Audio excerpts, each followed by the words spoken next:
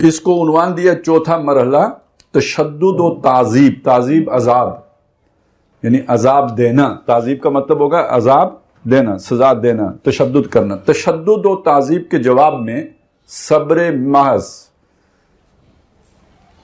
تصادم کا آغاز کس نے کیا؟ انقلابی جماعت نے. تشدد کا آغاز کون کرے گا؟ Existing party. ٹھیک ہے، ان کی طرف سے تشدد کا آغاز ہوگا. اب اس کے جواب میں انقلابی پارٹی نے کیا کرنا ہے؟ صبر محض، جس کو پیسو ریزسٹنس کا عنوان دیا گیا ہے. اور یہ میں پچھلی دفعہ بات شاید بیان کر چکا ہوں، نہیں تو بہرحال تازہ کر لیں کہ پیسو ریزسٹنس کا مطلب یہ نہیں ہوتا ہے کہ آپ کسی کھو میں جا کے بیٹھ جائیں. پیسو ریزسٹنس کا یہ مطلب نہیں ہوتا ہے کہ آپ وہ بات نہ کریں جس سے دوسرے کو تکلیف ہو. پیسو ریزسٹنس کا یہ مطلب ہوتا ہے کہ آپ اپنا موقف کھل کے اعلانیہ دو ٹوک ڈنکے کی چوٹ بیان کریں، اپنا پورا استدلال سامنے رکھیں. اب اس پر جو تشدد ہوتا ہے اس کو برداشت کریں. اگر آپ حضرت بلال رضی اللہ تعالیٰ عنہ کا واقعہ جو بھی پورا آپ سنتے ہیں اس کو ذرا پوری طرح اگر سمجھے نا تو بات سمجھ میں آ جائے گی. پیسو ریزسٹنس کسے کہتے ہیں؟ انہیں تپتی ریت پہ لٹایا گیا. ظاہر دھوپ میں، گرم دھوپ میں لیٹنا بھی آسان نہیں، پھر ریت کے اوپر سینے پہ سل بھی رکھ دی. وہ گھٹن بھی ہوتی ہے، آدمی کو ہل جل نہیں سکتا. پھر یہ اس کے علاوہ ان کے ٹخنوں میں رسی ڈال کے تو مکے کی گلیوں میں، وہ پتھریلی نوکیلے پتھروں کی گلیاں ہیں، تو اس میں گھسیٹا بھی گیا. اب یہ جب سب ہو رہا ہے وہ یہ نہیں کہہ رہے تم ظلم کر رہے ہو، زیادتی کر رہے ہو، ظالم ہو، فلانے ہو، ٹنگڑے ہو، ایسا یہ نہیں کر رہے. وہ کیا کہہ رہے ہیں؟ یعنی مار کیوں رہے ہیں؟ وہ عہد پر مار رہے ہیں، وہ عہد نہیں چھوڑ رہے ہیں. سمجھ آ گئی بات؟ یہ ریزسٹ کر رہے ہیں لیکن پیسولی کر رہے ہیں. تو ہم نے مکی زندگی سے مطلب یہ لے لیا ہے کہ ایسی بات ہی نہیں کرنی ہے جس سے دوسرے کو تکلیف پہنچے. یہ مکی زندگی کا مطلب نہیں ہے. بات تو آپ نے اپنی پوری کرنی ہے، اس پر پھر جو مصیبت آئے اس کو جھیلنا. ان الذین قالوا ربنا اللہ ثم استقاموا. تو آپ نے انقلاب کی بات کی، پھر اس پر ڈٹ جاؤ، پھر جھیلو، برداشت کرو. مکے کے بدلے میں مکہ نہیں مارنا، یہ پیسونس یہ ہے. ٹھیک ہے نا؟ پتھر کے بدلے میں پتھر نہیں مارنا، گالی کے جواب میں گالی نہیں دینی. اس حد تک تو پیسو ہو، لیکن جو آپ کا اصل نظریہ ہے اس نظریے میں آپ پوری طرح فعال ہو، ایکٹیو ہو، وہاں پیسو نہیں ہو. نہیں تو پھر تو تصادم ہی ختم ہو جائے گا. تصادم نتیجہ ہے آپ کے اقدام کا، تصادم نتیجہ ہے آپ کی دعوت کا. آپ نے اپنی دعوت میں سستی کر لی تو تصادم ختم. ودوا لو تدہنوا فیدہنون. وہ تو چاہتے ہیں کہ آپ ڈھیلے پڑ جائیں. آپ اگر ڈھیلے پڑ گئے تو وہ سزا دینے میں ڈھیلے پڑ جائیں گے. تو یہ جو سزا کا عمل ہے یہ آپ کی دعوت کے رد عمل میں ہے. اگر آپ اپنی دعوتی پہ کمپرومائز کر لیں گے تو کوئی سزا کا یا یہ تصادم کا مرحلے کا آغاز ہی نہیں ہوگا. اس لیے جماعتیں بوڑھی ہو جاتی ہیں لیکن یہ کہ تکلیف یعنی اپنے کمفرٹ زون سے باہر نہیں آتی. چلیں سادہ بات کریں تو پہلا درجہ ہے پیسو ریزسٹنس یعنی صبر محض کا.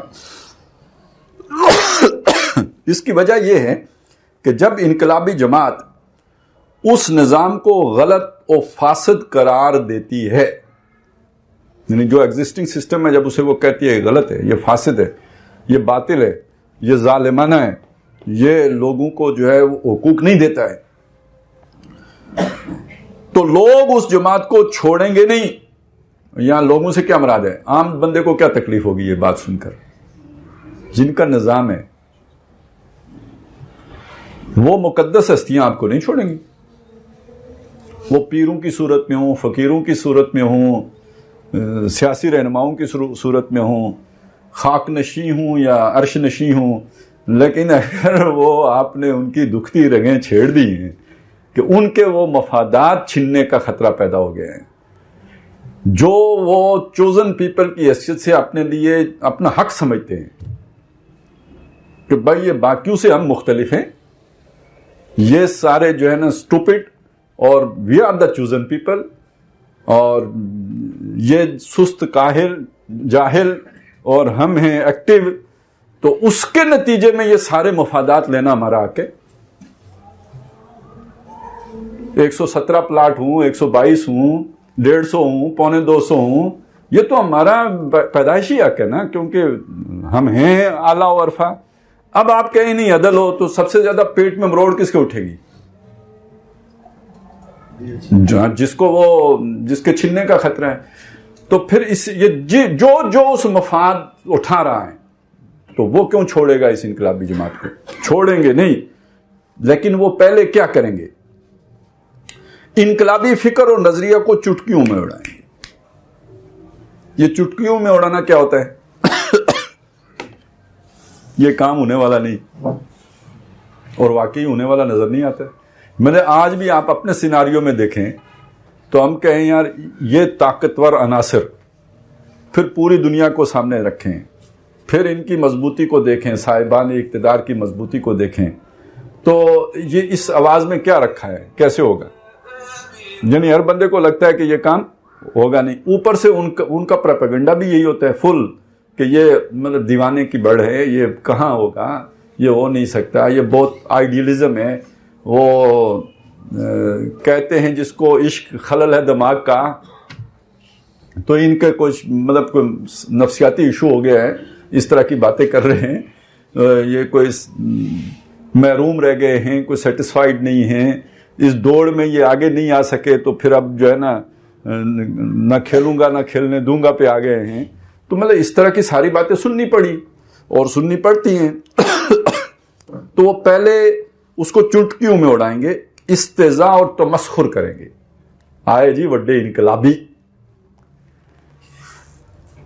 یعنی اس طرح کی باتیں بھی سننی پڑیں گی.